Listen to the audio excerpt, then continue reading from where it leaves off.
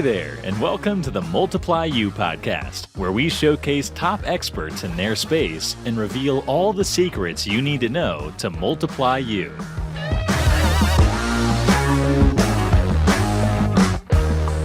Hey, good morning, everybody. Austin Clark here, host of the Multiply You podcast. Really excited to be doing this again today. Really excited for the guest that we've got on, Dylan of Terrier Tech. He's one of the owners. As we were just kind of getting to know each other, I love talking to people that are in the tech space, especially those that are in Pest, not only because I'm in Pest, but just that competition and that high tide of raising all boats. It makes everything a little bit better and a little bit more valuable for the end user, which is our customer. So it'll be exciting to talk to him and pick his brain. This episode, as they all are, is brought to you by my company, Moxie Pest Control. It's been an exciting first half of this first quarter so far in 2023, and numbers are up. Part of the way that they are up or that we have been growing has been because we've been growing via acquisition. And so if you have thought of or considered divesting because one of 1,000 different reasons, but you want to golf more, work a little bit less, and just kind of look to see what that next chapter of your life may look like, please give me a phone call or reach out to me. You can do that directly on my cell. It's 480-254-9730, or you can reach out to me directly on my email at aclark@moxiepestcontrol.com. Dylan, he has been in the space, not just the tech space, but the pest space for a long, long time. He has got some, and I don't want to give it all away, but he has got some fantastic institutional knowledge and background that I think has helped him hone his craft of software and software development, as he's been quite literally boots on the ground and inside of some of the largest pest companies in the United States. Dylan, really, really great to have you. Thank you for being here and welcome to the show. Hey, thanks for having me, Austin. It's great to be here. And golfing more definitely sounds appealing. So I'll take you up on that in like 40 years. All right.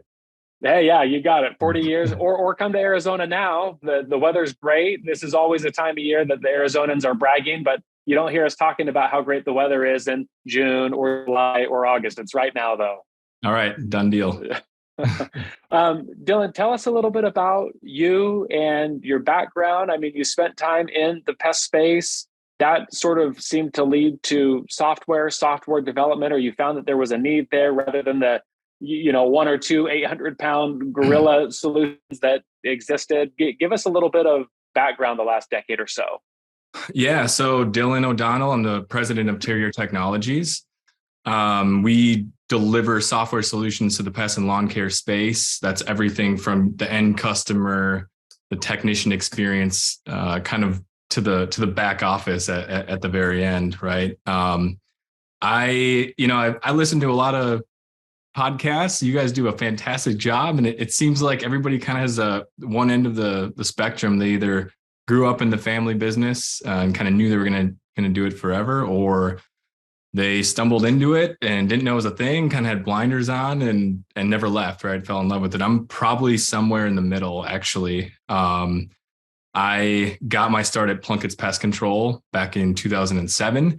My cousin has ran the business the last 20 years and kind of felt bad for me. And I was a civil engineering major, not a great time in the construction industry, and just offered me a summer job. I had never stepped foot at Plunkett's, wasn't really familiar with it. And sure enough, once I got my foot in the door, fell in love with the people, fell in love with the industry, and really just the opportunity to solve problems, whether it was in the office and then a few summers later when I started to dabble in the technology side and develop software solutions. So been doing that for the last 15 years now. And I won't get too into it, but we've since spun our software out into a separate company. How do you think, Dylan, your experience with civil engineering impacted where Terrier Technologies is today? Meaning, I mean, that is a very specific field. There's certainly some key skills that you play with. Did any of that still play a role today at what you do at Terrier? I think mostly it just kind of nurtured the technical side, right? Like being analytical and understanding requirements and truly kind of unpacking a workflow or a process and kind of working with the development team. I ultimately I'm any major probably would have done, but specifically it didn't really make sense when I went from civil engineering to pest control. I went and got my MBA. The three of them usually don't add up, but I think just kind of nurturing all those sides of your brain are important.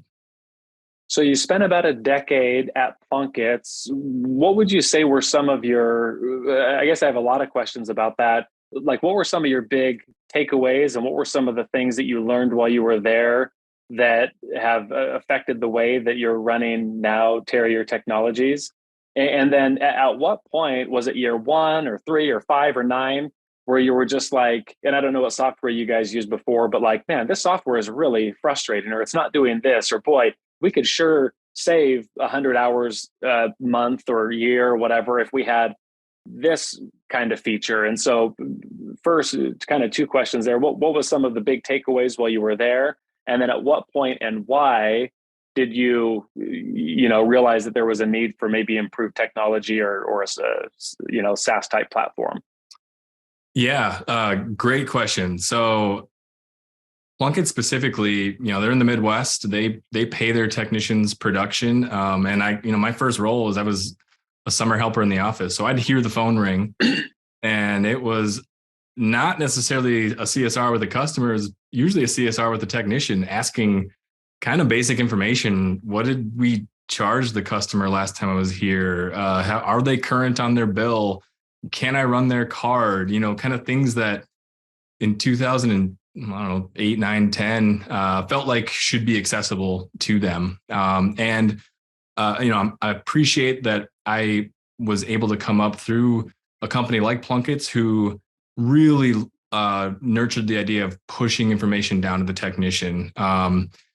I know a lot of companies want to make sure that the technicians are armed with what they need, but things like how much the work order is worth and being able to reschedule if the customer calls in. So all of that we kind of learned at an early age to just get as much information down to the technician as possible, because they're the ones that are engaging with the customer. They want to own their route. They want to, provide that solution for them. They don't want to have to call the office. They don't want the customer to feel like maybe that problem will get resolved. So that was really the foundation, was just get that part right.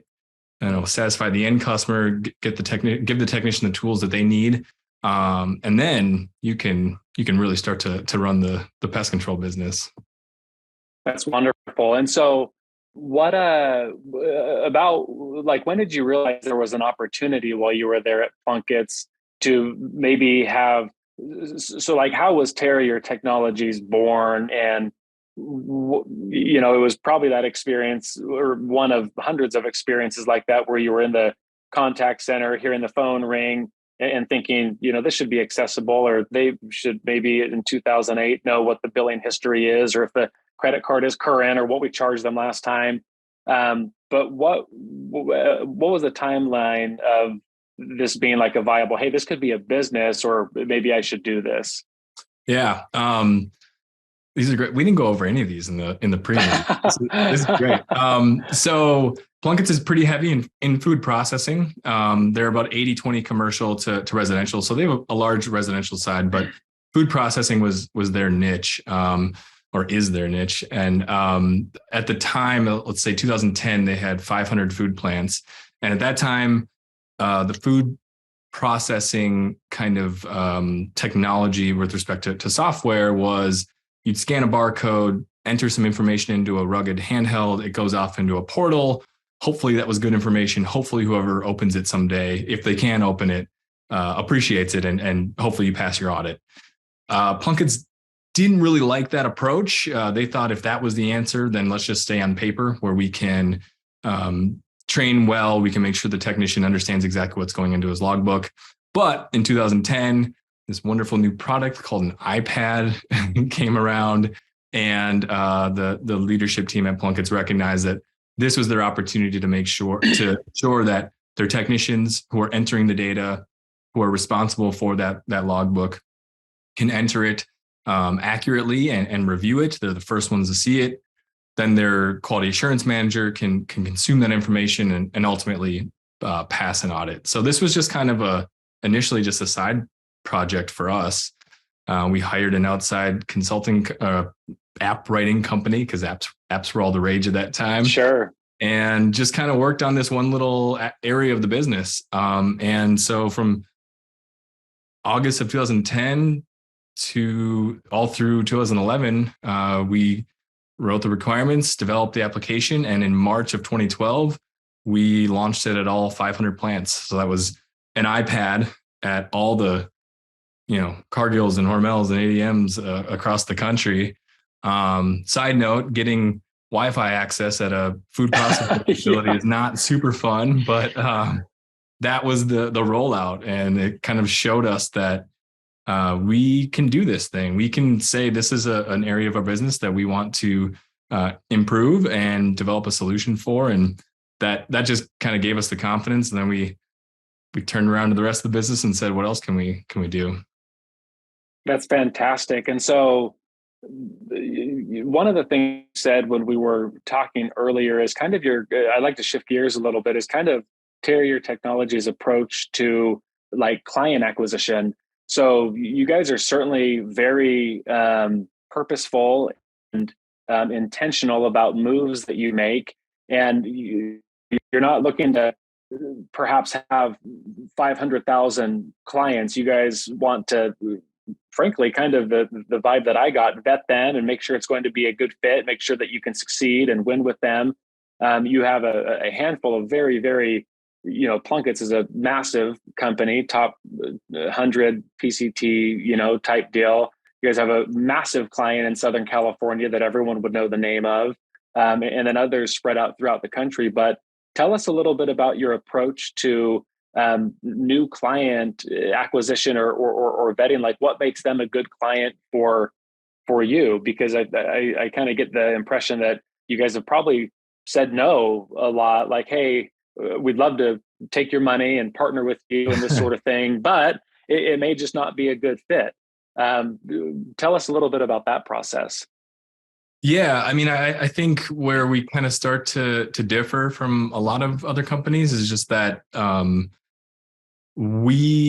our smaller team is fully involved in the onboarding process, and so we are interested in really developing as good of a solution as possible to the industry, and that started at Plunkett's, who is probably dramatically different from the vast majority of companies in the industry. And when we went to our customer number 2 to really see if we had what it took outside those walls, we learned that whereas Plunkett's is hourly, this customer, or as Plunkett's is production, this customer is hourly. This customer is super dense. They just had a whole different way to run their business. And so when we talk about our product being out there and the experience that we're going to have with the customer, like, we want to make sure that we're a good fit. We're not just going to have you sign a contract and leave. And so with every customer that we've gained, we really have taken away a ton of really good nuggets about kind of the ends of the universe of the pest control and lawn care space. We're getting to a point where I think we understand, everything about hourly versus production, routing versus, allowing the technician to plan their day, termite renewals, all the WDI graphs, all the multi-housing kind of complexities and nuance that's out there. So we're there, but, we still take that in terms of, do we need a new feature to support company X, Y, and Z? I think we've got that all, but now it's all about the training and getting folks up to speed and importing their data so that they don't feel like they're starting over, and when you import data, you get all the skeletons that are in their closet that they've been meaning to clean up, and we clean it up for you. We want to make sure that when you move into your new house, you don't just have all the same old boxes that you've been lugging around. You're lugging around for 2 decades with you. Yeah, exactly. So that's kind of where we're at. That's our approach, and we want to make sure that we're a good fit. Well, and then not to mention too, Dylan, one of the things that I like that you had said about a client in Southern California, and anyone that's ever even just spent 5 minutes in California and understands just like the rules and laws and regulation. And that's just for a normal person. But if you are a pest control operator, or there's a whole nother level of regulation and forms that doesn't exist in the Midwest or perhaps in Arizona. And so I think one of the wins there is that you guys kind of went through that regulatory type process and were able to submit termite forms or TARFs or WDIRs, and really cut down some of the labor that way and have it be a lot more instantaneous rather than, like you said, we'll get this information, it'll pass human hands a couple times, might be an error 2 or 3 in there, and then you can get it in 3 or 4 days to where it's correct now, and then boom, here it is almost before you leave the property. Yeah, I mean, two of our customers who use Clipboard, they're on average, we'll call them $40 million companies, and we quickly heard the phrase, "Well, it's California." I get that you could do it that way, but we're in California. Whether it's the chemical reporting to the counties, or their specific WDI form, or their tracking of their technician licenses. We took a crash course into California, and I should also mention, so we have a separate product called Licensed, and that's meant for getting technicians initially certified, tracking their CEUs, and kind of putting all the states together. We have one customer in particular. I don't know if I can use their name, but they're in the top 3 in the U.S. Well, now they're in the anyways. We started with them in California because we were getting it. We're dealing with this 800-pound gorilla, and we weren't sure if we'd be able to support them. And so where we started was California, and we kind of proved proof of concept there, and then we rolled it out to the rest of the U.S. So certainly familiar with California, and certainly familiar with all the challenges that they have out there. Yeah, there's a couple of branches that I'm involved in that I help support in Orange County and Riverside and San Diego. And when I talk to the either owners there or branch managers, I'm just like, I am so sorry for you guys. We don't deal with that in Arizona. So stop having everyone from California move to Arizona, because we don't want that regulation here. Yep.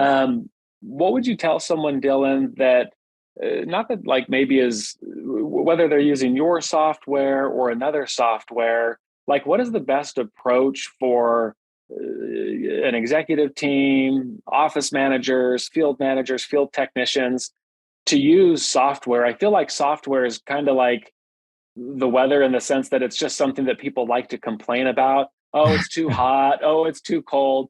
Oh, if my software only did this. Oh, I wish the button was on the left side instead of the right, and it's like, hey, it's not. The button's on the right side. It's probably going to stay there for a while. There's no good case study that we have that says we need to move it to the left.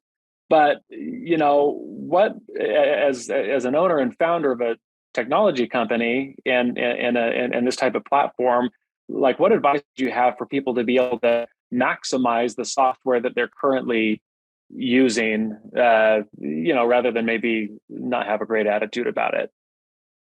Yeah, that's a good question. I mean, speaking, from our software and just in general, and I guess maybe even from like the onboarding process, it definitely helps to have commitment at the top when it comes to making the change, and also some folks within the organization who kind of take the lead in terms of engaging with your software provider, being able to kind of provide feedback and potentially kind of coaching within the team. So if they're kind of the subject matter expert, they can coach folks from the top and then take any gaps to the software company. I think that's huge for us. And I know a lot of the larger players do it. They'll have like user conferences that they'll host. And I think we have found, a lot of, you can put whatever agenda you want together, but a lot of the magic in those comes from just uncovering what you didn't know that you didn't know, right? Kind of collaborating with other users who are experiencing some of the same struggles and realizing, oh, there actually is a solution within the software. And then I know in our system, we've got documentation kind of built right in where users can look up their problem and find whatever feature would would relate to it and learn how to use it. And so I think it's just kind of keeping that champion at the top and maintaining a positive attitude, I guess. I think once you lose the spirit that it's, just doesn't work, then I think that really hurts. But we always try to really take in whatever feedback our customers have and try to drive the solution forward. And I think as long as everybody kind of keeps that spirit, it'll work. So tech's evolving like crazy, just with different applications and pieces of technology. You look at what went on from 2000 to 2010, 2010 to 2020. I mean, it's just like the bell curve. It's just like a hockey stick, right? It's just the advances as it relates to social media platforms and just tech in general. I know it's hard to say like what the next 10 years look like, but what do the next 3 to 5 years look like in the technology space on perhaps a macro level, and then drilling in a little bit closer on a micro level? What's on the horizon at Terrier Technologies the next 3 to 5 years? Well, geez, I mean, easy questions, right? Just well, I mean, just in the last couple months with the emergence of ChatGPT, it seems like everybody's kind of thinking, how can this improve my business, from the pest control operator to the software provider, all the different kind of ways that it can be applied. And we're just kind of on version 1 of that. So I see, tech support, I see customer engagement really becoming streamlined. I mean, this feels like, remember the old like Ask Jeeves days when you're like, oh, a search engine, but then you'd have to like figure out how it worked. And then suddenly we're in the world of Google, where like it actually kind of knows what you meant to say, and you can kind of find that answer as long as the answer is out there. This next leap to ChatGPT feels like Ask Jeeves to Google, where it's actually analyzing and coming up with a unique answer. So that'll certainly be huge. We've been hearing about remote monitoring for a long time, and it's been rolled out at a lot of companies. Be a little more specific there, Dylan. When you say remote monitoring, is that for people in the field? Is that software that's patched into people that are working from home remotely in the office, or what is that exactly? Yeah, I meant on the field side, is with respect to like rodent monitors and smart technology being integrated with your systems. I think that was kind of a lot of the buzz in the industry starting 7 years ago or so. And it's been kind of a slow grind, but that's starting to get rolled out. We've certainly been working on a few things over at Terrier Technologies, but I do see folks kind of getting over the curve and really rolling that out, especially as technology gets cheaper, right? As batteries become more powerful and cheaper, and the economics start to work out. So hopefully we can start to get technicians truly doing more inspecting and less kind of the tedious work, but that'll just kind of come with time. Yeah, no, that's great. What about, as we kind of start to round this out a little bit, what are some of the things? So you're the president of Terrier Technologies. That's a pretty big role. You have a lot of people that you work with, lots of meetings. What are some of the things that you do to either sharpen the saw or stay relevant? I mean, are there specific podcasts that you tune into, or books that you read, or things that have been helpful along your way as it relates to either management and leadership or the tech space? How do you stay on top of ChatGPT and all of that? Yeah, I mean, as I kind of mentioned, I do listen to a lot of pest control podcasts. I feel like if my wife or friends knew, they'd be like, "What are you doing? Who are you, Dylan? We thought we knew you. What are you listening to all these for?" It's it's such a small industry that it only takes a few times. We're like, "Yeah, I know that guy. I've heard that problem." It's kind of a little inside glimpse. It's pretty cool. My team certainly keeps us young. They're mostly early in their careers, and certainly kind of keep us up with some of the latest emerging technologies. We host every Friday. We do a little tech talk where we talk about just general changing things in the industry and how it relates to the problems that we're trying to solve if somebody on our team solves something in a particular way. So that's super useful. I don't know, I recently joined a Vistage group, and that seems to help me kind of stay outside of just my own little world and kind of explore what challenges other industries are facing. You know, it's all very similar, but at the same time, everybody's kind of got their own unique challenges. So between all of that, I feel like I can start to get a handle of the things that I should be focusing on and working on. No, that's wonderful.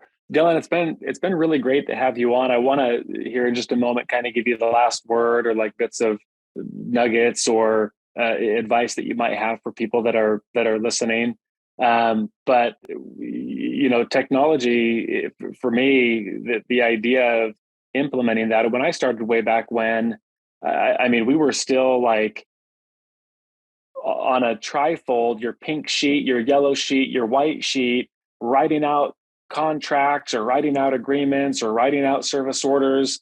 And if you've spent more than 2 seconds in the field, you know that by your second job, you're sweating, your hands are sticking to the paper. And so now I look back and I think, I cannot believe that like we live like that. How it was like a caveman, basically. And then it slowly, the iterations of thermal printers and then tablets in 2010. And so I'm just excited about the next decade and the role that tech will, I mean, it is inevitable. You and I look back in 10 years and say, oh my gosh, remember how excited we were about Chat GPT? That stinks now. And now it's like Chat GPT version 1000. And, you know, it's just, and so I'm really, really excited about that. But let us know some of your parting thoughts. And then if people want to continue the conversation, what's the best way for them to be able to do that? Is there an email, or do they find you on LinkedIn, or how can they do that? So it's funny. When I first started at Plunkett's, their monthly newsletter, the article, the first one that I saw, one of their systems was purely on paper. They printed out all their paper tickets, and the front page of the article was the person who was responsible for printing those tickets and the stack of papers that was taller than her head. And I was like, we're done with the paper thing. And of course, they were mostly done. There was still a lot of processes that were still being lugged around on paper. So it's, I think back to that, like, yeah, we have come a long way.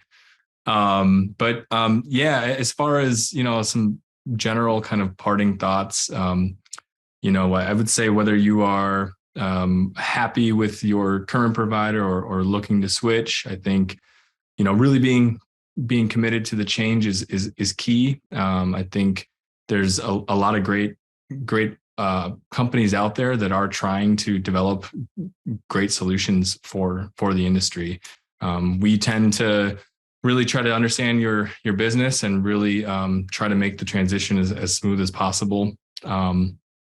But you know, I think anytime that we're all trying to compete and make each other better, I think that's where the real change is gonna occur. So I'm encouraged at what I see at NPMA and Pest World, and some of the drive that our industry is making. So yeah, if you want to reach out to us, I'd be happy to chat more. My email address is Dylan, DYLAN @terrier.tech, TERRIER.tech. So happy to continue the conversation there, or you can go to clipboard.com. That's clipboard with a Y, CLYPBOARD.com. You can check out some of the features that we have. Awesome. Dylan, thank you so much. And thank you for your time. And everyone that tunes in every week, I appreciate the comments, the likes, the shares, all of that. I had a really neat experience just last month talking to a young man who kind of inherited or took over his father's company in Romania. And it was so cool to me to see like that this podcast is a platform for people listening in Romania. I never thought of that when I started this 2 years ago. And so it's a wonderful place, just as Dylan has spent some time with us sharing not even secrets, but just tips and insights. And I think that that's how we all learn. And so thank you everyone for tuning in. These will drop once a week. And until then, create a great day. All right. Thanks, Austin. Thank you for listening to the Multiply You podcast. You'll see us again soon when you subscribe for future episodes.